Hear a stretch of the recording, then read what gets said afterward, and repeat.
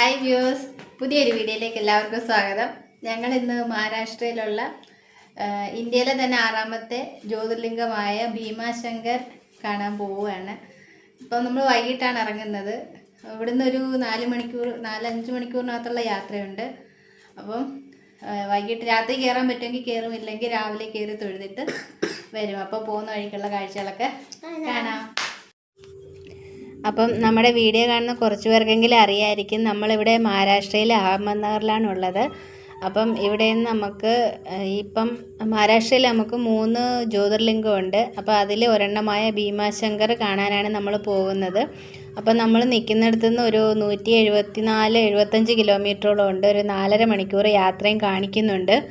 അപ്പം തിരക്കനുസരിച്ച് അത് സമയം കൂടുകയും കുറയുകയും ചെയ്യാം. ഇപ്പം നമ്മൾ വൈകുന്നേരം ഒരു 3:45 കഴിഞ്ഞ് 4 മണിക്കകത്താണ് ഇറങ്ങിയത്. പിള്ളേർ സ്കൂളിൽ പോയിട്ട് വന്നിട്ട് വെള്ളിയാഴ്ച ദിവസം വൈകിട്ടാണ് നമ്മൾ ഇറങ്ങിയത്. പറ്റുമെങ്കിൽ രാത്രി കയറി കാണണം, ഇല്ലെങ്കിൽ അവിടെ റൂം എടുത്തിട്ട് നമുക്ക് രാവിലെ കയറി തൊഴുതിട്ട് വരാമെന്ന് വെച്ചാണ് പോകുന്നത്. അപ്പം നമ്മളിവിടുന്ന് വൈകുന്നേരം ഇറങ്ങിയിട്ടുണ്ട്. നമ്മളിപ്പം പൂനെ ഹൈവേ കൂടാണ്, ഇത് പൂനെയിലോട്ടുള്ള ഹൈവേ ആണ്. അതുവഴിയാണ് നമ്മൾ പോകാൻ ഇറങ്ങിയത്. മാപ്പിട്ട് പോകാമെന്ന് വിചാരിക്കുന്നു. സമയമാകുമ്പോഴേ കറക്റ്റ് സമയത്ത് അങ്ങ് ചെല്ലുമെന്ന് വിചാരിക്കുന്നു. അങ്ങനെ പോവുകയാണ്. ഇപ്പോൾ ഈ വീഡിയോ കുറച്ച് ലെങ്തിയാണ്, പക്ഷേ ഞാൻ പോകുന്ന വഴിയിലെ കാഴ്ചകളൊക്കെ കുറച്ച് എടുത്തിട്ടുണ്ട്. അതെല്ലാം ഞാൻ ആഡ് ചെയ്യുന്നുണ്ട്. കാരണം പിന്നീട് നമ്മൾ ഇതെടുത്ത് നോക്കുമ്പോൾ നമുക്കൊരു മെമ്മറി ആയിട്ടിരിക്കുമല്ലോ. അതുകൊണ്ടാണ് ഞാൻ എന്നാലും കുറച്ചൊക്കെ എനിക്ക് നല്ലതെന്ന് തോന്നിയ കുറേ കാഴ്ചകളൊക്കെ ഞാൻ ഇട്ടിട്ടുണ്ട്, ഇതിൽ ആഡ് ചെയ്തിട്ടുണ്ട്. വീഡിയോ ലെങ്ത് കൂടുന്നുണ്ടെങ്കിൽ സ്കിപ്പ് അടിച്ച് പോയിട്ട് അമ്പലത്തിലെ കാഴ്ചകൾ മാത്രം കണ്ടാലും മതി. പക്ഷേ എനിക്ക് പിന്നീട് ഇത് കാണുമ്പോഴും നമ്മൾ പോയതൊക്കെ ഒരു മെമ്മറി ആയിട്ടിരിക്കുമല്ലോ. അതുകൊണ്ടാണ് ഞാനിത് മൊത്തം വീഡിയോ പോസ്റ്റ് ചെയ്യുന്നത്. അങ്ങനെ നമ്മൾ പൂനെ ഹൈവേയിൽ കയറി ഹൈവേ കൂടി ഇങ്ങനെ പോയിക്കൊണ്ടിരിക്കുകയാണ്. ഇപ്പം മഴ സീസണും കൂടെ ആയതുകൊണ്ട് 2 സൈഡിലും നല്ല പച്ചപ്പാണ്. നമ്മൾ വീഡിയോയിൽ എൻ്റെ ഫോണിൻ്റെ ക്ലാരിറ്റിയും കുറച്ച് കുറവായിരിക്കും. വീഡിയോയിൽ നമുക്ക് അത്രയും നന്നായിട്ട് കാണത്തില്ല, പക്ഷെ നമ്മുടെ കണ്ണിന് നല്ല കുളിർമയേകുന്ന കാഴ്ചകളാണ് 2 സൈഡിലും. മഴയും കൂടെ ഒക്കെ പെയ്ത് കിടക്കുന്ന സമയമായതുകൊണ്ട് നല്ല പച്ച നിറമാണ് റോഡിൻ്റെ 2 സൈഡിനും. അപ്പം കാണുമ്പോൾ എല്ലാം ഇങ്ങനെ വീഡിയോ എടുത്ത് വെക്കണമെന്ന് ഇരിക്കും, പക്ഷേ ഫോണിൻ്റെ മെമ്മറിയും പോകുന്നുണ്ട്. പിന്നെ നമുക്ക് അത്രയൊന്നും പോസ്റ്റ് ചെയ്യാനും പറ്റൂലല്ലോ. അതുകൊണ്ട് പിന്നെ കുറച്ചൊക്കെ കട്ട് ചെയ്തിട്ടാണ് എടുക്കുന്നത്. അപ്പം പച്ചപ്പ് കാണുമ്പോൾ തന്നെ നല്ല മനസ്സിനൊരു സന്തോഷമാണ്. അപ്പോൾ അങ്ങനെ നമ്മൾ പോയിക്കൊണ്ടിരിക്കുകയാണ്. മഹാരാഷ്ട്രയിലാണെങ്കിൽ ഏത് സ്ഥലത്തൂടെ പോയാലും എനിക്ക് ഒരുപോലെയാണ് തോന്നുന്നത്. എൻ്റെ അനുഭവത്തിൽ ഞാൻ പറയുകയാണ്. ഇങ്ങനെ നിരപ്പായിട്ടുള്ള സ്ഥലങ്ങൾ, പച്ച പുല്ല് നിറഞ്ഞ സ്ഥലങ്ങൾ, അല്ലെങ്കിൽ കൂടുതലും മലകൾ, പിന്നെ ഘാട്ട് വഴികൾ, അങ്ങനത്തെയാണ് കൂടുതൽ. പക്ഷെ അപ്പം നമുക്ക് പ്രത്യേകിച്ചൊന്നും ഐഡൻറ്റിഫൈ ചെയ്യാനില്ല ഇതിനകത്ത്. എല്ലാം ഒരുപോലെയാണ് തോന്നുന്നത്. ബിൽഡിങ്ങുകളും അങ്ങനെ അധികമായിട്ടൊന്നുമില്ല. നമ്മൾ പോകുന്ന ഹൈവേയുടെ സൈഡും എല്ലാം നല്ലോണം പച്ച നിറമുള്ള അങ്ങനെ പുൽത്തകിടികൾ അങ്ങനെ നിറഞ്ഞ് കിടക്കുകയാണ്. അപ്പോൾ അങ്ങേ സൈഡിൽ നമുക്ക് 2 മലനിരകളും ഒക്കെ കാണാൻ പറ്റും.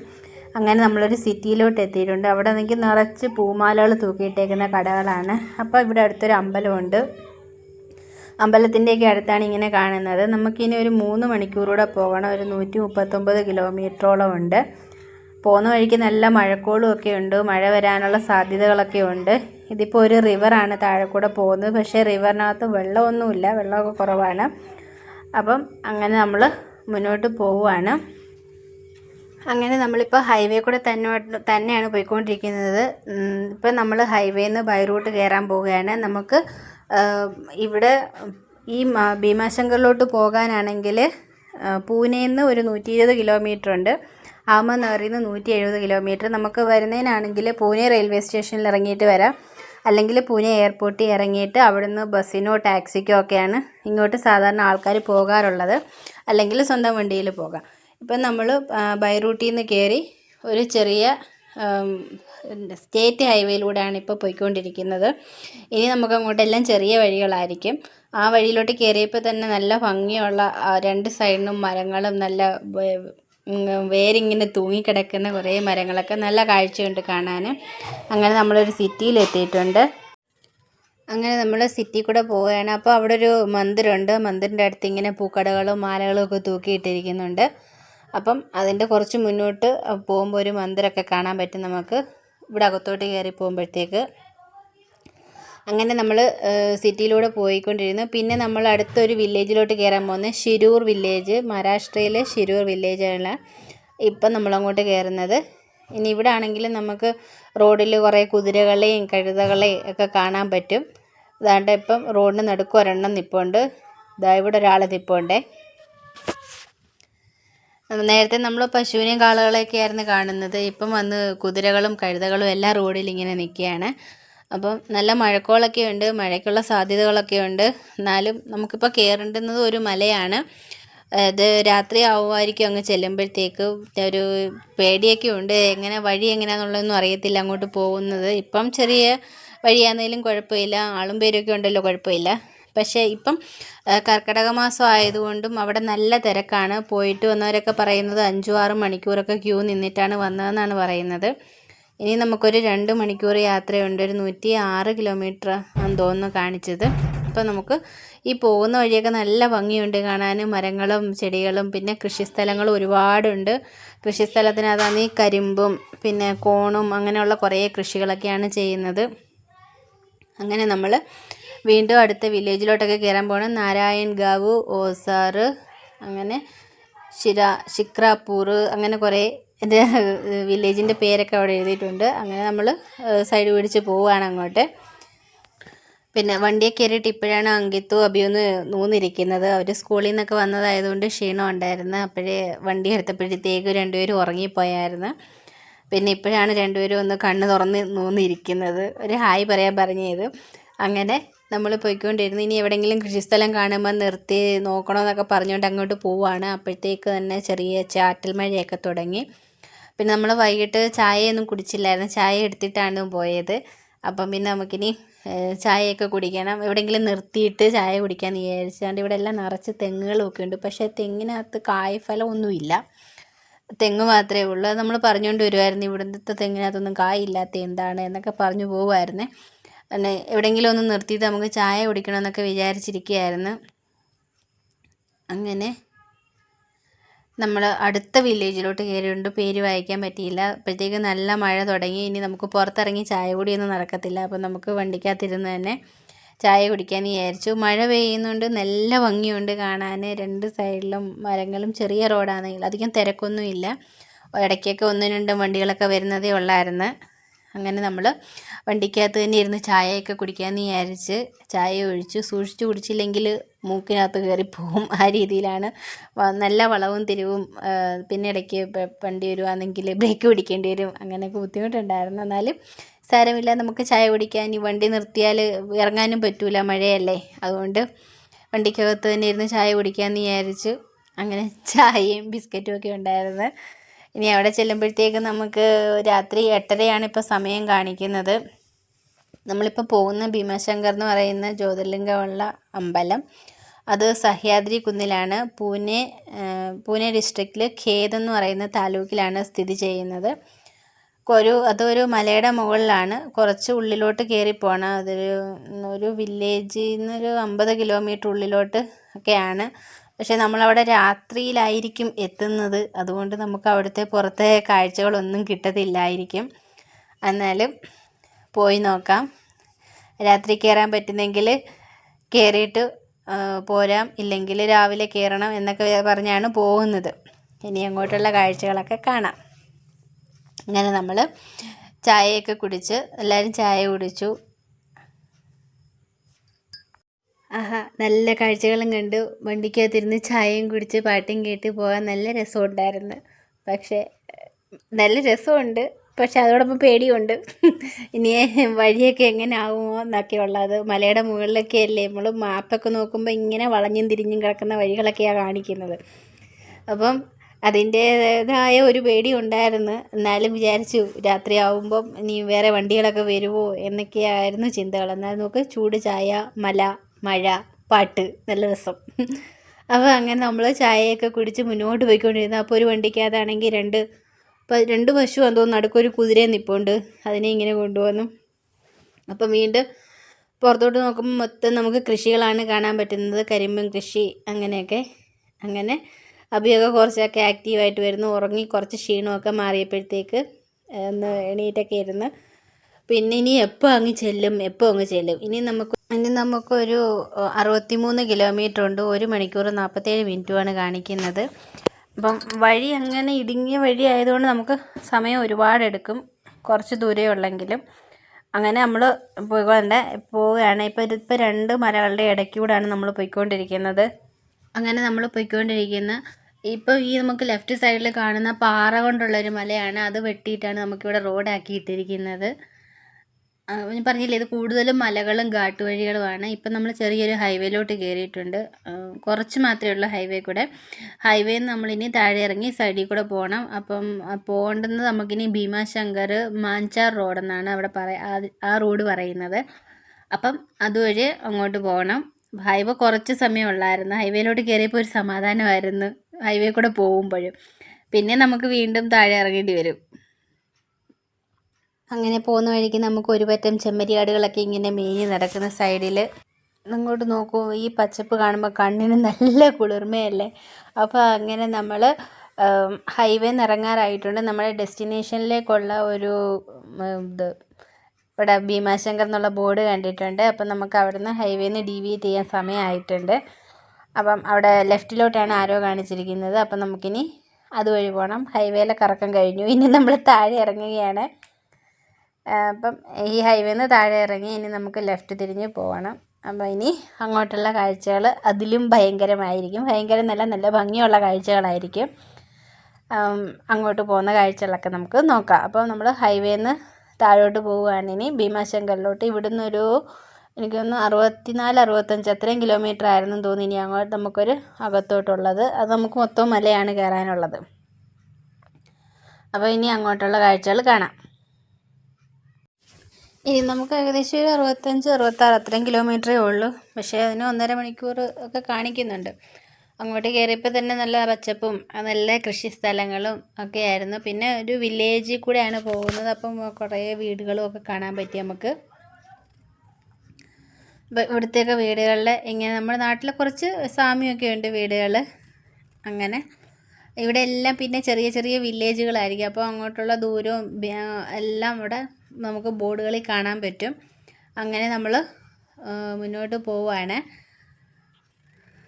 ഇപ്പം തന്നെ സന്ധ്യ ആവാറായി. നമുക്ക് രാത്രി 6:30 കഴിഞ്ഞെന്ന് തോന്നുന്നു ആ സമയം.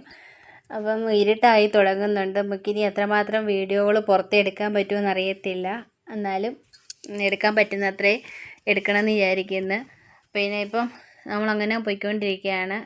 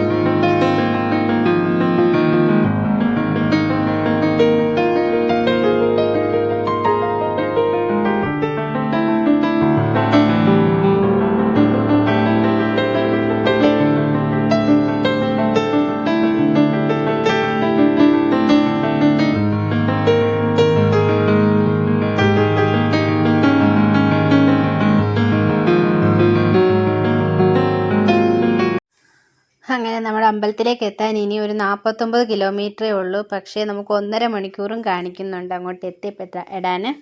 അപ്പോൾ നമ്മളിവിടെ ഒരു വില്ലേജിലെത്തി. ഗോഡേഗാവ് എന്ന് പറയുന്ന ഗോഡേഗാവ് വില്ലേജിൽ എത്തിയിട്ടുണ്ട്. അവിടെ അത്യാവശ്യം നല്ല തിരക്കൊക്കെ ഉണ്ടായിരുന്നു. നമ്മൾ പോയത് രക്ഷാബന്ധൻ്റെ തലേന്നായിരുന്നു. അപ്പം അവിടെ കൂടുതലും കടകളിൽ നമുക്ക് രാഖിയൊക്കെ ആയിരുന്നു വാങ്ങിക്കാൻ കിട്ടുന്നത്. അതുകൊണ്ട് നമുക്ക് ഫ്രണ്ടിലൊരു രാഖിയുടെ കടകളൊക്കെ കാണാം. ഇവിടെ കൂടുതൽ സെലിബ്രേഷനായിട്ട് നടത്തുന്ന ആഘോഷങ്ങളാണല്ലോ അതൊക്കെ. അപ്പോൾ നമുക്ക് ഇങ്ങോട്ട് നോക്കിയാൽ ഇങ്ങനത്തെ കടകളൊക്കെ ആയിരുന്നു കാണാൻ പറ്റുന്നത്. പിന്നെ അവിടെ ഒരു അമ്പലത്തിൽ എന്തോ ഫെസ്റ്റിവൽ എന്തോ വിശേഷമുള്ള ദിവസമായിരുന്നു. അപ്പം അതിൻ്റേതായ തിരക്കുകളൊക്കെ അവിടെ ഉണ്ടായിരുന്നു. അങ്ങനെ നമ്മൾ വീണ്ടും സമയം താമസിച്ചുകൊണ്ട് പോയിരിക്കുന്നത്. അതുകൊണ്ട് അല്ലെങ്കിൽ നമുക്ക് അവിടേക്ക് ഒന്ന് കയറിയിട്ട് പോകാമായിരുന്നു. പക്ഷേ നമുക്ക് അങ്ങോട്ട് അമ്പലത്തിലോട്ട് ചെല്ലുമ്പോഴത്തേക്ക് താമസമാകും. അതുകൊണ്ട് പിന്നെ നമ്മൾ അവിടെ നിന്ന് നിന്നില്ല. പെട്ടെന്ന് തന്നെ പോകാമെന്ന് വിചാരിച്ച്, പറ്റുന്നെങ്കിൽ രാത്രി തന്നെ കയറണം എന്ന് വെച്ചാണ് പോകുന്നത്. ഇവിടുന്ന് പോകുന്നവരൊക്കെ പറയുന്നത് പിന്നെ നമുക്ക് ഒരുപാട് വണ്ടി പാർക്ക് ചെയ്തിട്ട് പിന്നെ അവരുടെ വണ്ടിയിൽ മറ്റേ ടാക്സിക്കകത്തോ അല്ലെങ്കിൽ ബസ്സുണ്ട്, ആ ബസ്സിന് വേണം നമുക്ക് അമ്പലത്തിൻ്റെ അടുത്തോട്ട് പോകാൻ എന്നൊക്കെയാണ് പറയുന്നത് എല്ലാവരും. അപ്പം നമുക്കിനി എവിടം വരെ വണ്ടിയും കൊണ്ട് പോകാമോ, എങ്ങനെ അങ്ങോട്ട് ഇനി രാത്രിയാകുമ്പോൾ ബസ് കിട്ടുമോ എന്നൊക്കെ ഒരു ടെൻഷനിലായിരുന്നു പോകുന്നത്. പിന്നീട് അറിഞ്ഞത് പിന്നെ അവിടെയെങ്കിൽ റൂമിനാണെങ്കിൽ വാടകയൊക്കെ ഒരു 4000 5000 ഒക്കെ ആവുമെന്നാണ് പറയുന്നത്. അങ്ങനെ നമ്മൾ രാത്രിയായി അമ്പലത്തിൻ്റെ അടുത്ത് എത്താറായപ്പോഴത്തേക്ക്, അപ്പം ഇങ്ങനെയുള്ള വളവും തിരിവും നിറഞ്ഞ വഴികളാണ്, കുഞ്ഞു വഴിയാണ്, വഴി കുറച്ച് മോശമാണ്. അതുകൊണ്ട് ഇങ്ങനെ നമുക്കിനി ഒരു 9 മിനിറ്റേ ഉള്ളൂ അവിടെ എത്താൻ, അമ്പലത്തിൻ്റെ അടുത്തോട്ട് എത്താൻ. അപ്പം നമുക്കവിടെ പാർക്കിംഗ് ഒക്കെ കാണാൻ പറ്റും. അപ്പോൾ ഇവിടെ വണ്ടി പാർക്ക് ചെയ്യണമെന്നൊന്നും അറിയത്തില്ല. അവിടെ പിന്നെ ആരും നിർത്താൻ പറയാഞ്ഞുകൊണ്ട് പിന്നെ നമ്മളങ്ങ് കയറിപ്പോയി.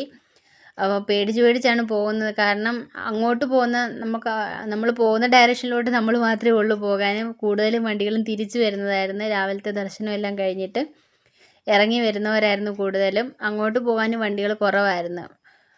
പിന്നെ നമ്മൾ ആരും നിൽക്കാനൊന്നും പറഞ്ഞില്ലല്ലോ എന്ന് വെച്ചിട്ട് നമ്മൾ വീണ്ടും അങ്ങ് കയറിപ്പോയി മുകളിലോട്ട് അമ്പലത്തിൻ്റെ അടുത്താണ്. ഇവിടെ ഒരു പാർക്കിംഗ് ആയിരുന്നു. അവിടെ പാർക്കിങ് രാത്രിയിലായതുകൊണ്ട് വലിയ തിരക്കൊന്നും ഇല്ലായിരുന്നു. അടുത്ത ദിവസം ശനിയാഴ്ചയും കൂടെ ആയതുകൊണ്ട് നല്ല തിരക്കായിരിക്കും എന്ന് വിചാരിച്ചാണ് നമ്മൾ പോകുന്നത്. പിന്നെ ഇടയ്ക്ക് 1-2 വണ്ടികളൊക്കെ ഉണ്ടായിരുന്നു അങ്ങോട്ട് പോകാൻ.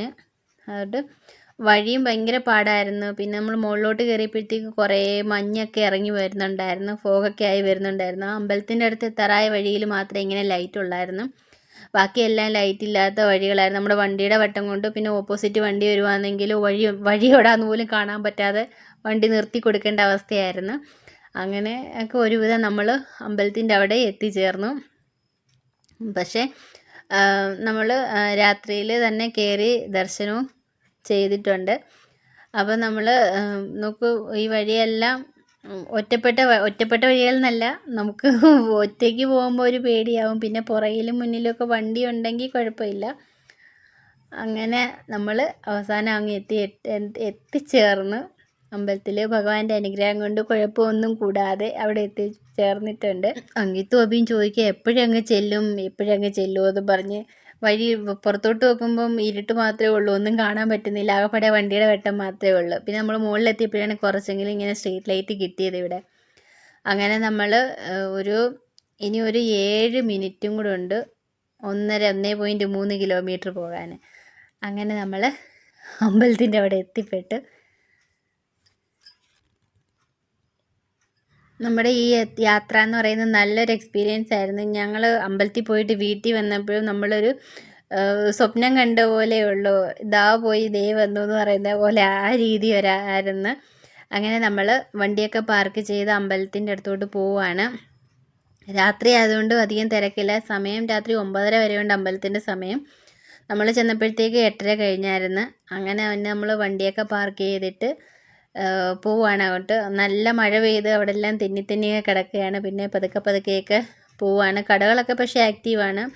അമ്പലത്തിൽ കൊടുക്കേണ്ട പൂക്കളും കാര്യങ്ങളും, പിന്നെ കുറേ ചായക്കടകളും, പിന്നെ നമുക്ക് സാധനങ്ങളൊക്കെ വാങ്ങിക്കാൻ പറ്റിയ, അമ്പലത്തിലെ സാധനങ്ങളൊക്കെ വാങ്ങിക്കാൻ പറ്റിയ കുറേ കടകളും ഒക്കെ ഉണ്ടായിരുന്നു. അങ്ങനെ നമ്മൾ നമ്മുടെ ഡെസ്റ്റിനേഷനിൽ എത്തിച്ചേർന്ന്. ഇതാണ് അമ്പലത്തിൻ്റെ main entrance. Bhimashankar അമ്പലത്തിലേക്കുള്ളത് Jyotirlingam കാണാനായിട്ടുള്ള main entrance ഇതാണ്. രാത്രി ആയതുകൊണ്ട് നമുക്ക് ഇത്രയും കാഴ്ചകളൊക്കെ ഉള്ളൂ. ഇപ്പം അമ്പലം അടയ്ക്കാൻ സമയമായതുകൊണ്ട് വലിയ തിരക്കൊക്കെ കുറവാണ്. ലൈനൊന്നും ഇല്ല, നമുക്ക് ഇഷ്ടമുള്ളിടത്തൂടെ പോകാം. അല്ലെങ്കിലാണെങ്കിൽ അപ്പുറത്ത് ലൈനുണ്ട്, ആ ലൈനിൽ കൂടെ വേണം നമുക്ക് പോകാൻ. പിന്നെ സൈഡിലൊക്കെ കുറേ കടകളൊക്കെ അങ്ങോട്ട് പോയപ്പോഴേ തുറന്നു വെച്ചിട്ടുണ്ട്. പിള്ളേരെ കളിപ്പിക്കുന്ന കളിപ്പാട്ടങ്ങളും അങ്ങനെ കുറേ സാധനങ്ങളും ഒക്കെ ഉണ്ട്. പിന്നെ അപ്പുറത്തെ സൈഡിൽ ആ കമ്പി കെട്ടിയേക്കുന്ന അതിനകത്തൂടെ വേണം നമ്മൾ ക്യൂ നിൽക്കാൻ. ഇനി നമുക്ക് കുറേ അങ്ങ് താഴെ ഇറങ്ങി പോകണം.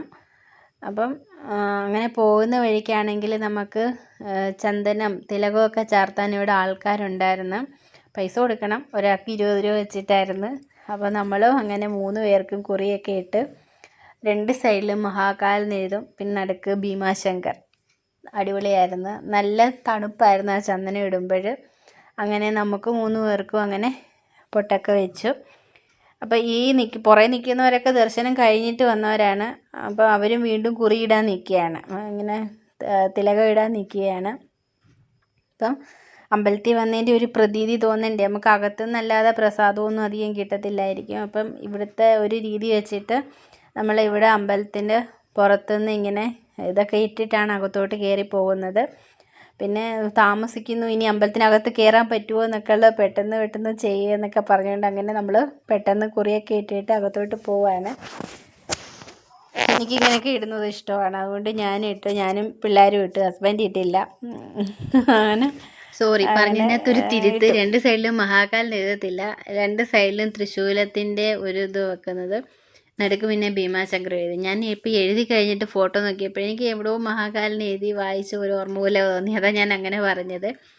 അങ്ങനെ ഞാനും ഇട്ടു. ഇനി അങ്കിത്തിന് ഇടാൻ നിൽക്കുന്നു. അങ്കിത്തിന് വലിയ താല്പര്യമൊന്നും ഇല്ലായിരുന്നു കുറി ഇടാൻ, പിന്നെ ഞാൻ പറഞ്ഞതുകൊണ്ട് ഇട്ട്. അങ്ങനെ നമ്മൾ ഓടി പോവുകയാണ്. ആൾക്കാർ ദർശനം കഴിഞ്ഞിട്ട് തിരിച്ച് വരുന്നുണ്ട്. അതുകൊണ്ട് അപ്പുറത്തെ സൈഡിലെ കമ്പി കാണുന്നുണ്ടല്ലോ, അതുവഴി വേണം നമ്മൾ ക്യൂ നിൽക്കാൻ.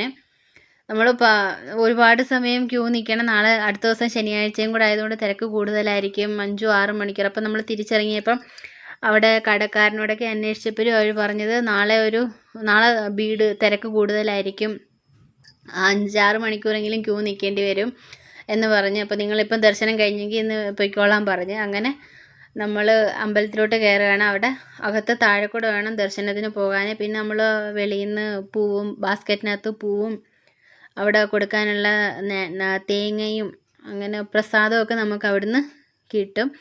അതൊക്കെ നമ്മളവിടെ വാങ്ങിക്കാൻ 100 രൂപ, ഒരു ബാസ്ക്കറ്റിന് 100 രൂപ അത്രയാണ്. പിന്നെ നമ്മളൊക്കെ വാങ്ങിക്കുന്ന സമയത്ത് നമ്മുടെ ചെരുപ്പും അവിടെ സൂക്ഷിക്കാൻ കൊടുക്കാം.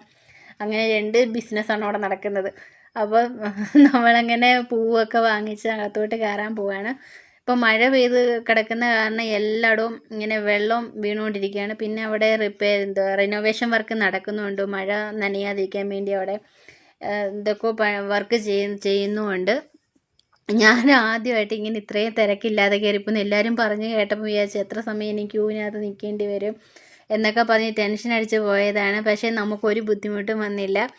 നമ്മൾ ഡയറക്റ്റ് ചെന്ന് കയറി തൊഴുതു. പിന്നെ നമുക്ക് പൂജ നടത്തണമെങ്കിൽ 500 രൂപ കൊടുത്തിട്ട് അവിടെ പൂജ നടത്താം. ഞാനാണെങ്കിൽ കൊണ്ടുപോയ പൂക്കളെല്ലാം അവിടെ അർപ്പിച്ചിട്ട് അതിൽ ജ്യോതിർലിംഗത്തിൽ തൊഴുതു. നല്ലവണ്ണം ദർശനം ചെയ്യാൻ പറ്റി, ഒരു തിരക്കും ഇല്ലായിരുന്നു. നമ്മൾ നേരത്തെ ഇതുപോലെ കൃഷ്ണേശ്വരം ഒന്ന് പോയായിരുന്നു, കൃഷ്ണേശ്വരിലെ ജ്യോതിർലിംഗം കാണാൻ പോയായിരുന്നു. അവിടെ ഭയങ്കര തിരക്കായിരുന്നു. ഇവിടെ ആണെങ്കിൽ നമുക്ക് ഒരു തിരക്കും ഇല്ലായിരുന്നു. 2-3 പ്രാവശ്യം വേണമെങ്കിലും കയറി കാണാമായിരുന്നു. ഞാനവിടെ പൂവൊക്കെ അർച്ചന ചെയ്തിട്ട് ബാസ്ക്കറ്റ് അവിടെ വെച്ചിട്ട് ഇങ്ങ് പോയിരുന്നു. പിന്നെ രണ്ടാമത് പോയാണ് എടുത്തത്, ഹസ്ബൻഡാണ് പിന്നെ പോയി എടുത്തുകൊണ്ട് വന്നത്. അപ്പം അങ്ങനെ ദർശനം നടത്തിയിട്ട് എല്ലാവരും പുറത്ത് വന്നിരുന്ന് ഇരിക്കുകയൊക്കെ ചെയ്യുന്നുണ്ട്. അവിടെ ഫോട്ടോയും വീഡിയോ ഒക്കെ എടുക്കുന്നവരുണ്ട്. അവിടെ ചെന്ന് കഴിഞ്ഞപ്പം എന്ത് പറയണമെന്ന് അറിയത്തില്ല, തിരക്കില്ലാത്ത കാരണം ഭയങ്കര സന്തോഷം, നല്ലോണം കണ്ടു തൊഴാൻ പറ്റി എന്നൊക്കെ.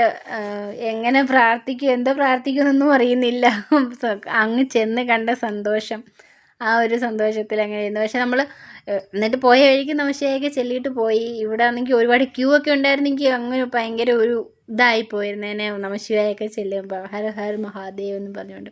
പക്ഷെ ഇവിടെ നമുക്ക് തിരക്കൊന്നും ഇല്ലാത്തതുകൊണ്ട് ഓടി പോയി കയറിക്കണ്ട് നല്ലോണം തൊഴാൻ പറ്റി. അത് തന്നെ വലിയൊരു അനുഗ്രഹം എന്ന് വിചാരിക്കുന്നു. അങ്ങനെ പിന്നെ നമ്മൾ അവിടെ ഇത്തിരി നേരം ഇരുന്ന് പ്രാർത്ഥിച്ചിട്ട് കുറച്ച് പുറത്തോട്ടിറങ്ങിയപ്പോൾ ഞാൻ പറഞ്ഞില്ല ഇവിടെ പണികൾ നടക്കുന്നുണ്ട്, കുറേ ഇങ്ങനെ മറവും അങ്ങനെ കാര്യങ്ങളും ഒക്കെ ഉണ്ട്. അങ്ങനെ നമ്മൾ പുറത്തോട്ട് ഇറങ്ങുമ്പോൾ നമുക്ക് അമ്പലത്തിൽ നിന്നുള്ള പ്രസാദം കിട്ടും. അതിന് ഒരു 100 രൂപയാണ്. അതിനകത്തൊരു 6 ലഡു ഉണ്ട്. അപ്പം അതും വാങ്ങിച്ചിട്ട് നമ്മൾ മുന്നോട്ട് പോരുന്നു. പിന്നെ മുന്നോട്ട് പോരുമ്പോൾ പിന്നെ നമുക്കവിടെ സർവ്വതീർത്ഥ കുണ്ട് എന്ന് പറയുന്നത് കാണാൻ പറ്റും. രാത്രി ആയതുകൊണ്ട് നമുക്കൊന്നും ക്ലിയർ അല്ല, അവിടെ വെള്ളമൊക്കെ ഉണ്ട്, എന്തോ വിഗ്രഹങ്ങളും ഒക്കെ അകത്തുണ്ട്. പക്ഷേ എന്തുവാണെന്നൊന്നും അറിയുന്നില്ല.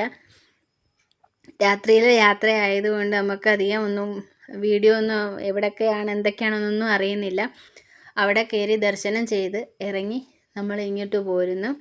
പിന്നെ ഇങ്ങോട്ട് വരുന്ന വഴിക്ക് വലിയൊരു കൽവിളക്കൊക്കെ ഉണ്ട്. അവിടെ അതിൻ്റെ മൂട്ടിൽ എന്തൊക്കെയോ മൂർത്തിയുണ്ട്, അവിടെയൊക്കെ തൊഴുതു, കാണുന്നിടത്തൊക്കെ തൊഴുതിട്ട് പോരുന്നു. അതിൻ്റെ ഡീറ്റെയിൽ ആയിട്ടുള്ള കാര്യങ്ങൾ പറയാനൊന്നും എനിക്കറിയത്തില്ല. പിന്നെ ജ്യോതിർലിംഗം കാണണമെന്നുണ്ടായിരുന്നു, അത് പോയി കണ്ടു. പക്ഷേ ഇതിനോടനുബന്ധിച്ച് കുറേ സംഭവങ്ങൾ അപ്പുറം ഇപ്പുറമൊക്കെ ഉണ്ടെന്ന് തോന്നുന്നു. രാത്രി ആയതുകൊണ്ട് എങ്ങോട്ടാണ് പോകേണ്ടതെന്നൊന്നും അറിയത്തില്ലായിരുന്നു. പിന്നെ ഇവിടുത്തെ ഒരു പ്രധാന ഒരു സ്വീറ്റാണ് പേടയാണ്. ഇവിടുത്തെ പേട എന്നാണ് പറഞ്ഞത്. ഇത് പാലും കൊണ്ട് ഉണ്ടാക്കുന്നത്. ഇത് ശർക്കര കൊണ്ടും പിന്നെ പഞ്ചസാര ഇട്ടിട്ടും ഒക്കെ ഉണ്ടാക്കിയെടുക്കുന്നതാണ്. അപ്പം നമ്മൾ വാങ്ങിച്ചു മൂന്നും കൂടെ മിക്സ് ചെയ്താണ് വാങ്ങിച്ചത്. ഒരു ചെറിയ പാക്കറ്റിന് 100 രൂപ. അങ്ങനെ അത് വാങ്ങിച്ച് ഇവിടുത്തെ ഒരു പേടയാണ് പ്രസിദ്ധമായിട്ടുള്ളതെന്ന് പറയുന്നു. പല വീഡിയോകളും കണ്ടപ്പോൾ ഇങ്ങനെ പറയുന്നുണ്ട്. അന്നേരം നമ്മളത് വാങ്ങിച്ച്, പക്ഷേ കഴിക്കാൻ ടേസ്റ്റ് ചെയ്ത് നോക്കിയിട്ടാണ് നമ്മൾ വാങ്ങിച്ചത്. പാല് കൊണ്ടുള്ളതായതുകൊണ്ട് നല്ലതാണ്, മധുരമുണ്ട്, കുട്ടികൾക്കൊക്കെ ഇഷ്ടപ്പെടും. അങ്ങനെ ഇത് പാക്കറ്റാക്കി വെച്ചിരിക്കുന്നു. പക്ഷെ നമ്മൾ അന്നേരം അത് പാക്കറ്റ് ആക്കിയാണ് വാങ്ങിക്കൊണ്ട് അങ്ങനെ ഞാൻ എൻ്റെ വീഡിയോ ഒന്ന് എടുത്ത് നോക്കിയത് എൻ്റെ കുറിയൊക്കെ ഇങ്ങനെ 2 എണ്ണം മിക്സ് ചെയ്ത് പാക്കറ്റാക്കി വെച്ചിരിക്കുന്നു. അപ്പം നമ്മളിതുപോലെ കൃഷ്ണേശ്വരി പോയപ്പോൾ ഇടാൻ പറ്റിയില്ലായിരുന്നു. അവിടെ തിരക്കായത് കാരണം നമുക്ക് ചെയ്യാൻ പറ്റിയില്ല. അതുകൊണ്ട് പിന്നെ ഇവിടെ വന്നപ്പോൾ ഇടുമ്പോൾ വിചാരിച്ചാണ് പോയത്. പിന്നെ നമുക്ക് വീടുകളിൽ വെക്കാൻ പറ്റുന്ന കുറേ സാധനങ്ങൾ, നമുക്ക് വീട്ടിൽ ഈ ഇത് വെച്ചിട്ട് പൂജ ചെയ്യാൻ പറ്റിയതും അങ്ങനെയൊക്കെ കുറേ ഐറ്റംസ് ഉണ്ടായിരുന്നു. പക്ഷേ ഭയങ്കര വിലയുമാണ്. അതുകൊണ്ട് പിന്നെ നമ്മൾ ആ സൈസൊന്നും വാങ്ങിച്ചില്ല. പിന്നെ ഒരു ചെറിയ ശംഖ് വാങ്ങിച്ച് വീട്ടിൽ വെച്ച് പൂജിക്കാൻ പറ്റുന്നത്. പിന്നെ ആണെങ്കിൽ ഒരു ചെറിയ രുദ്രാക്ഷത്തിൻ്റെ മാല വാങ്ങിച്ച്, പിന്നെ നമ്മൾ ചെറിയൊരു ഫോട്ടോ വാങ്ങിച്ച്, മറ്റേ അവിടുത്തെ ആ അമ്പലത്തിൻ്റെ ഫോട്ടോ ഉള്ളത്. അങ്ങനെ ചെറിയ ഐറ്റംസൊക്കെ വാങ്ങിച്ചിട്ട് നമ്മൾ അവിടുന്ന് പോരുന്നു. രുദ്രാക്ഷം ഇത് 108 എണ്ണം ഉള്ളതാണ്, ഒറിജിനലാണെന്നാണ് പറയുന്നത്. അതുകൊണ്ട് നമ്മൾ വാങ്ങിച്ചു. പിന്നെ ചെറുതും വലുതുമായിട്ടുള്ള മുത്തുകളുള്ള മാലകളായിരുന്നു. അപ്പോൾ അതിൽ നിന്ന് നമ്മൾ വലിയ തന്നെ ആയിക്കോട്ടെ എന്ന് വെച്ചിട്ട് ഒരു വലിയ മാല വാങ്ങിച്ചിട്ടുണ്ട്. 108 മുത്തുകളാണ്, രുദ്രാക്ഷമാണ് അതിനകത്തുണ്ടെന്ന് പറയുന്നത്. അതിന് 150 രൂപയുള്ളായിരുന്നു. അപ്പം അങ്ങനെ ഒരു മാലയും വാങ്ങിച്ചു. പിന്നെ അവിടുത്തെ ആ ജ്യോതിർലിംഗത്തിൻ്റെ കുറേ ഫോട്ടോകളും ഇങ്ങനെ ഉണ്ടാക്കി വെച്ചിരിക്കുന്ന കുറേ മോഡലുകളും അങ്ങനെയൊക്കെ ഉണ്ടായിരുന്നു. ഇതൊന്നും വാങ്ങിച്ചില്ല. നമ്മളിങ്ങനെ വീട്ടിൽ കൊണ്ടുവച്ച് പൂജ ചെയ്യാൻ നമുക്കൊന്നും അറിയാൻ വയ്യാതെ ചെയ്യേണ്ട. പിന്നെ ഫോട്ടോ ആകുമ്പം അത്രയും വരുന്നില്ലല്ലോ, ചെറുതല്ലേ. അങ്ങനെ ഒരു ഫോട്ടോയും വാങ്ങിച്ച് നമ്മൾ അവിടെ നിന്ന് പോരുന്നു. പിന്നെ ആണെങ്കിൽ നമ്മളൊരു ചെറിയ ശംഖെടുത്ത് ഊതുന്നതല്ല, ഊതുന്നതൊക്കെ 450, 500 ആ റേറ്റ് മുതലാണ് സ്റ്റാർട്ട് ചെയ്യുന്നത്.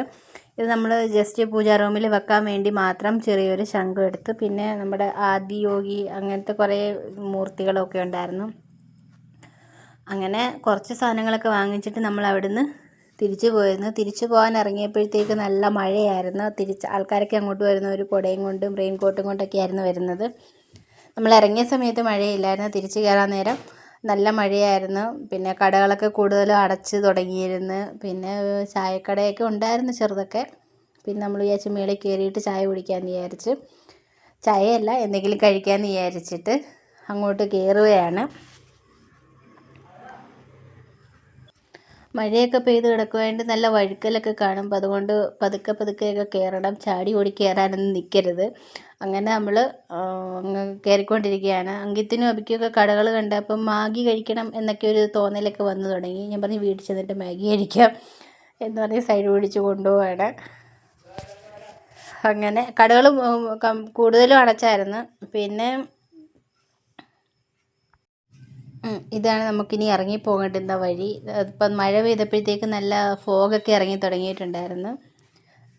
അല്ല, നമ്മൾ തിരിച്ച് കയറുവാണ്. ഇത് അങ്ങോട്ട് ഇറങ്ങി പോകുന്നത്, ഇത് തിരിച്ച് കയറി വരുന്നത്. അപ്പോൾ ആൾക്കാരൊക്കെ കുറഞ്ഞിരുന്നു, തിരക്കെല്ലാം മാറിയായിരുന്നു. നമ്മളൊക്കെ ആയിരുന്നു ലാസ്റ്റിൽ ഇറങ്ങി പോരുന്നത്.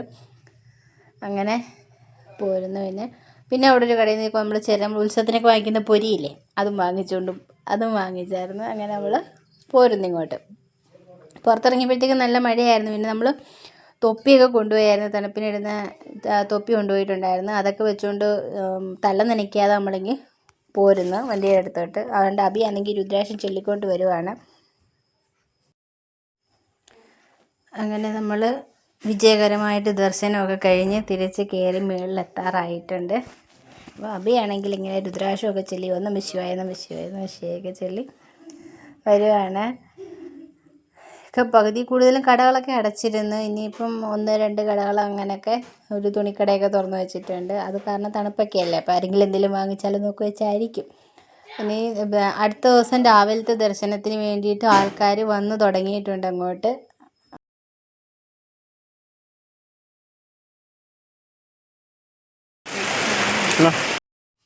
അങ്ങനെ നമ്മൾ മെയിൻ ഗേറ്റ് കഴിഞ്ഞ് റോഡിൽ നമ്മളെ വണ്ടിയുടെ അടുത്ത് എത്തിയിട്ടുണ്ട്. പിന്നെ നമ്മൾ ഒരു കടയിലോട്ട് കയറി ചായ എന്തെങ്കിലും കഴിക്കാമെന്ന് വെച്ചു. വീട്ടിൽ നിന്ന് റൊട്ടി ഉണ്ടാക്കിക്കൊണ്ട് പോയിട്ടുണ്ട്. പിന്നെ ഇതാണ് നമ്മൾ അമ്പലത്തിൽ നിന്ന് കിട്ടിയ പ്രസാദം, ലഡു പ്രസാദം. അത് പിന്നെ കടയിൽ ചെന്നിട്ടാണ് തുറന്ന് നോക്കുന്നത്. പിന്നെ നമ്മൾ കടയിൽ കയറി അവിടെ നിന്ന് കഴിക്കാൻ നമ്മൾ റൊട്ടിയും പിന്നെ ഉള്ളിയുടെ സബ്ജിയും കൊണ്ടുപോയിട്ടുണ്ടായിരുന്നു. പിന്നെ അവിടെ കയറിയപ്പം പിന്നെ വട വാങ്ങിച്ചു. വട എന്ന് പറഞ്ഞാൽ ഉഴുന്നുവടയെല്ലാം മെതുവട എന്ന് പറയും, മൈദയും കൊണ്ടുണ്ടാക്കിയ വടയും സാമ്പാറും. അത് കഴിച്ചു. കടയിൽ നല്ല തിരക്കുണ്ടായിരുന്നു. അവർക്ക് ഒരുപാട് താമസമായിരുന്നു നമുക്ക് ഫുഡ് സെർവ് ചെയ്യാനൊക്കെ, ഒരുപാട് പേരുണ്ടായിരുന്നു. അങ്ങനെ പിന്നെ നമ്മൾ അവിടുന്ന് ഒരു ദാൽ ഫ്രൈയും കൂടെ വാങ്ങിച്ച് റൊട്ടിയും കൂടെ കൂട്ടി കഴിച്ച് എന്നിട്ട് അവിടുന്ന് രാത്രി തന്നെ ഇറങ്ങി. രാത്രിയിൽ തിരിച്ചു പോകുന്നതിന് ചെറിയൊരു പേടി ഉണ്ടായിരുന്നു. പിന്നെ തിരക്ക് അങ്ങോട്ട് പോകാൻ അധികം തിരക്കൊന്നുമില്ല. പിന്നെ 1-2 വണ്ടികളൊക്കെ ഇടയ്ക്കൊക്കെ ഉണ്ടായിരുന്നു. കൂടുതൽ ഇങ്ങനെ വളഞ്ഞും തിരിഞ്ഞും നടക്കുന്ന വഴികളൊക്കെ ആയതുകൊണ്ടൊരു പേടിയൊക്കെ ഉണ്ടായിരുന്നു രാത്രിയിൽ പിന്നെ തിരിച്ചിറങ്ങുന്നതിന്. എന്നാലും പിന്നെ ഒത്തിരി ദൂരം ഇല്ലേന്ന് വെച്ച് നമ്മൾക്ക് പോകാമെന്ന് വിചാരിച്ചിറങ്ങി. പോകാനിറങ്ങിയ സമയത്ത് നമുക്ക് രാത്രി 2:30 ആയപ്പോഴാണ് വീട്ടിലത്തെ സമയം കാണിക്കുന്നത്. എന്നാലും പോകാമെന്ന് വിചാരിച്ച് ഇറങ്ങിയിട്ടുണ്ട്. അങ്ങനെ നമ്മൾ അവിടുന്ന് യാത്ര തിരിച്ചിട്ടുണ്ട്. ഇനിയിപ്പം എനിക്കാണെങ്കിൽ പകൽ അവിടുത്തെ വീഡിയോ ഒന്നും എടുക്കാൻ പറ്റാത്തതിൻ്റെ ഒരു വലിയ വിഷമമുണ്ട്. കാരണം നമ്മളങ്ങോട്ട് കയറിപ്പോകുന്ന മല എന്ന് പറയുന്നത് നല്ല പച്ചപ്പ് നിറഞ്ഞ മലകളാണ്, നല്ലൊരു ഭംഗിയാണ് കാണാൻ. ഞാൻ വേറെ വീഡിയോകളിലൊക്കെ കണ്ടിട്ടുണ്ട്. അപ്പം അത് കാണാൻ പറ്റിയില്ല, അതൊന്നും വീഡിയോ എടുക്കാൻ പറ്റിയില്ല. പക്ഷെ പകലായിരുന്നെങ്കിൽ നമുക്ക് കുറച്ചുകൂടെ നല്ല വീഡിയോ ഒക്കെ എടുക്കാൻ പറ്റുമായിരുന്നു, ഈ കയറിപ്പോകുന്ന വഴിയുടെയൊക്കെ. ഇതിപ്പം ഇരുട്ടായതുകൊണ്ട് നമുക്ക് വണ്ടിയുടെ ലൈറ്റിൽ കുറച്ച് ഭാഗങ്ങൾ മാത്രമേ കാണാൻ പറ്റൂ. അത് റോഡ് മാത്രം, നമുക്ക് താഴോട്ടുള്ള കാഴ്ചകളൊന്നും കാണാൻ പറ്റത്തില്ല. പക്ഷേ നമ്മൾ പോകുന്ന വഴി എന്ന് പറഞ്ഞാൽ ഇങ്ങനെ വളഞ്ഞ് തിരിഞ്ഞ് കിടക്കുന്ന വഴികളാണ്. ഒരു മലയുടെ മണ്ടയ്ക്കൂടി ഇങ്ങനെ റോഡ് വെട്ടി അങ്ങനെ മുകളിലോട്ട് കയറ്റി വിട്ടേക്കുക. അപ്പോൾ നമ്മൾ താഴെ ചെല്ലുമ്പോൾ നമുക്ക് മേളിൽ നിന്നുള്ള വണ്ടികളുടെയൊക്കെ വെട്ടങ്ങൾ ഇങ്ങനെ ആ ലൈനിൽ കൂടെ വരുന്നത് കാണാൻ പറ്റും. അപ്പോഴാണ് മനസ്സിലാവുന്നത് നമ്മൾ ഇത്രയും വലിയ വഴിയിൽ കൂടെ ഒന്നും ഇങ്ങനെ വരുന്നതെന്നുള്ളത്. അപ്പോൾ പോകുന്ന വഴിക്ക് നല്ല തണുപ്പൊക്കെ ആയതുകൊണ്ട് പിന്നെ അങ്കിത്തോബി എല്ലാവരും തൊപ്പിയൊക്കെ ഇട്ട് അങ്കിത്തോബി സുഖമായിട്ട് കിടന്നുറങ്ങി. ഞാൻ പിന്നെ കുറച്ചൊക്കെ ഇടയ്ക്കൊക്കെ ഒന്ന് കണ്ണ് മയങ്ങി പോവായിരുന്നു. പിന്നെ ഹസ്ബൻഡ് മൊത്തം ഓടിച്ച് 2:30 ആയപ്പോഴത്തേക്ക് നമ്മൾ വീട്ടിലെത്തിയായിരുന്നു. പിന്നെ നമ്മൾ പോകുന്ന വഴിക്ക് ഒരു ഡാമൊക്കെ ഉണ്ടായിരുന്നു. അങ്ങോട്ട് പോയപ്പം കുറച്ച് ഡാമിൻ്റെ ഭാഗം കണ്ടു. പക്ഷേ എങ്കിൽ നമുക്കത് തിരിച്ചു വരുമ്പോൾ രാവിലെ വരുമ്പോൾ വീഡിയോ എടുക്കാമെന്ന് പറഞ്ഞ് കയറിപ്പോയത്. പക്ഷേ അന്നേരവും നമുക്ക് ദൂരമായതുകൊണ്ട് ക്ലാരിറ്റി ഒന്നും കിട്ടത്തില്ലായിരുന്നു. അപ്പം അടുത്ത ദിവസം വരുമ്പോൾ നമുക്ക് രാവിലെ ഇറങ്ങി വരുമ്പോൾ നല്ലോണം എടുക്കാമെന്നും പറഞ്ഞൊക്കെ കയറിപ്പോയത്. പക്ഷേ തിരിച്ചു വന്നപ്പോഴത്തേക്ക് അതും ഇല്ല, ഒന്നുമില്ല, കാഴ്ചകളും വ്യൂസും എല്ലാം പോയി. അങ്ങനെ പിന്നെ നമ്മൾ രാത്രി തന്നെ തിരിച്ചു പോയിരുന്നു. കണ്ട വഴി ഇങ്ങനെയാണ് കിടക്കുന്നത്. അപ്പം ഒരു പേടിയുണ്ട്. പിന്നെ ഇടയ്ക്കിടയ്ക്ക് 1-2 വണ്ടികളൊക്കെ കൂടെ മുന്നിലും പുറയിലും ഒക്കെ ഉണ്ടായിരുന്നു. അതുകൊണ്ട് പിന്നെ ഒരു ധൈര്യത്തിനിങ്ങ് പോരുന്നു. പിന്നെ വഴി കിടത്തത്തില്ലെന്നുള്ളൊരു വിചാരത്തിലിങ്ങനെ പോരുന്നു.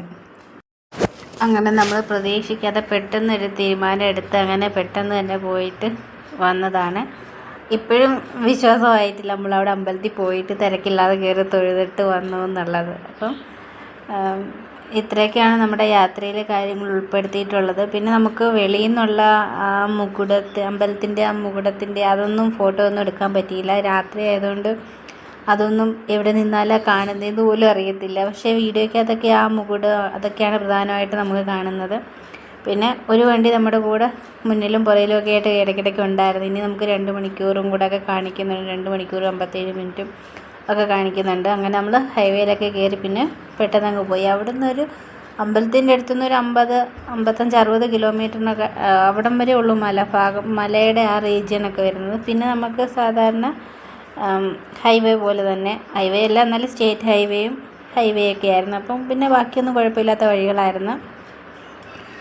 അങ്ങനെ നമ്മൾ യാത്ര കഴിഞ്ഞിട്ട് നമ്മൾ വീട്ടിലെത്തിയിട്ടുണ്ട്. അപ്പം ഇപ്പോൾ ശനിയാഴ്ച വെളുപ്പിന് തന്നെ നമ്മളെത്തി. അപ്പോൾ ഞായറാഴ്ച ഒരു ദിവസമൊക്കെ കഴിഞ്ഞിട്ട് ഇനി തിങ്കളാഴ്ച പിള്ളേർക്ക് സ്കൂളിലൊക്കെ പോകാം, റെസ്റ്റൊക്കെ എടുത്തിട്ട് പോകാം. അപ്പം നമ്മൾ ഭീമാശങ്കറിലേക്ക് പോയ നമ്മുടെ യാത്ര ഇത്രയേ ഉള്ളായിരുന്നു. അപ്പം നമ്മൾ ആദ്യം കൃഷ്ണേശ്വരം ഒരു ദിവസം പോയിട്ടുണ്ടായിരുന്നു. അത് 12ാമത്തെ ജ്യോതിർലിംഗമാണ്.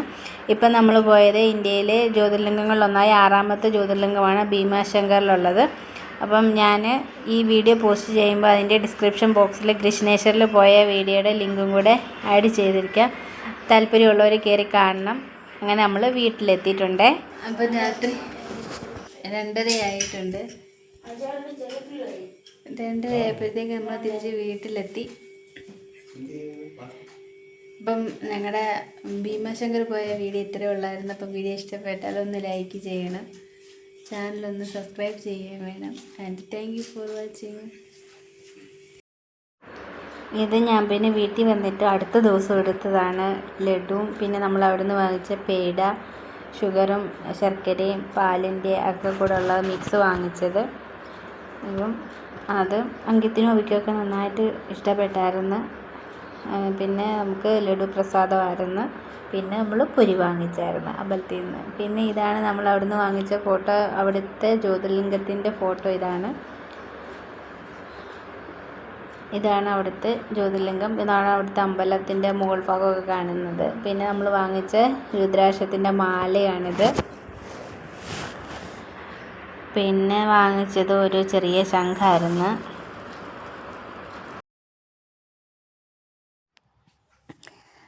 അപ്പം നമ്മുടെ കുഞ്ഞു വീഡിയോയിൽ ഇച്ചിരി വലിയ വീഡിയോ ആയിരുന്നു. അപ്പം വീഡിയോ ഇഷ്ടപ്പെട്ടാലൊന്ന് ലൈക്ക് ചെയ്തേക്കണം, ചാനലും കൂടെ സബ്സ്ക്രൈബ് ചെയ്യണം. അപ്പോൾ ഇതായിരുന്നു നമ്മുടെ കൃഷ്ണേശ്വർ. ഇത് രണ്ടാമതിരിക്കുന്നത് ഭീമാശങ്കർ. അപ്പം ബൈ, താങ്ക്സ് ഫോർ വാച്ചിങ്.